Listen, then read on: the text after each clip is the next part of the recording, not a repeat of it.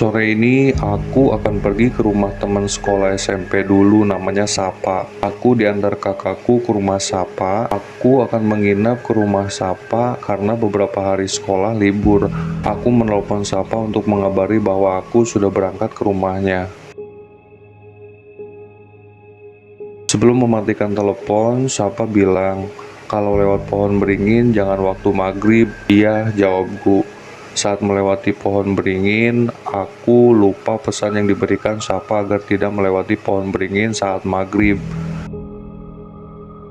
Saat memasuki desa Sapa, tinggal desanya sangat sepi, bahkan tidak ada orang satupun yang lewat. Aku menghiraukan semuanya. Saat tiba di rumah Sapa, aku mengucap salam. "Sapa, Assalamualaikum." "Iya, bentar," ucap Sapa. Saat Sapa keluar, aku bilang ke kakakku untuk pulang.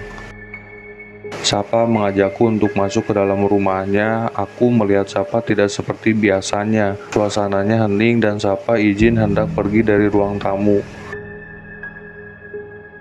Beberapa lama Sapa tidak kunjung kembali dan aku memutuskan untuk melihat suasana desa Sapa.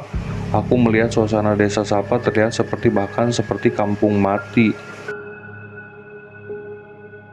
Sapa kembali sekitar pukul 7 malam. Lalu Sapa mengajak aku untuk masuk ke dalam kamarnya. Aku bercerita kepada Sapa tentang hari-hariku di sekolah baru. Tapi Sapa tidak mengatakan apa-apa dan hanya diam. Tiba-tiba lampu mati, aku menunggu lampu menyala sambil bermain HP. "Mending tidur aja yuk," ucapku. "Ya, tidur aja dulu," jawab Sapa. "Ya udah, aku tidur duluan ya," ucapku.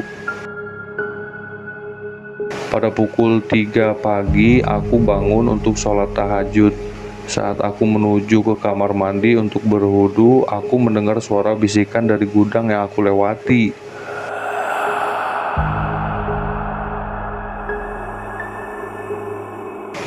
Aku melihat burung hantu dari atap rumah yang transparan.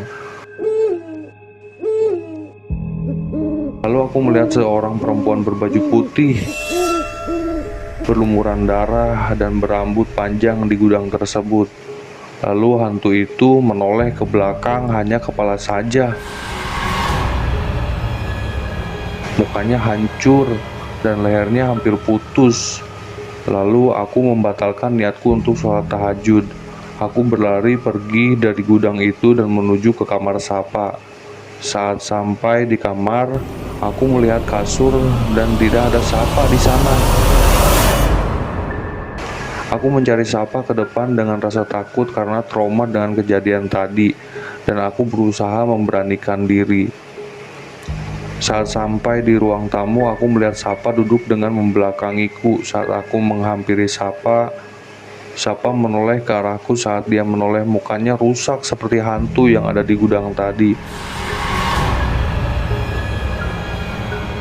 Aku berteriak ketakutan, lalu aku berlari keluar rumah. Saat di luar, aku melihat rumah tetangga Sapa adalah rumah kosong, tidak berpenghuni. Aku berjalan menyusuri desa yang tidak ada penghuninya. Saat aku keluar dari desa, aku melihat hantu yang sama mengikutiku. Berlari keluar desa dan menangis.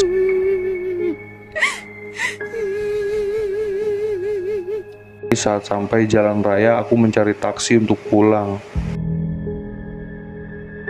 Sesampainya di rumah, aku melihat jam terlihat pukul 5 subuh. Aku disuruh kakakku beristirahat untuk duduk sebentar di ruang tamu. "Kenapa subuh-subuh kok pulang? Kenapa nggak nunggu pagi atau siang?" tanya kakakku.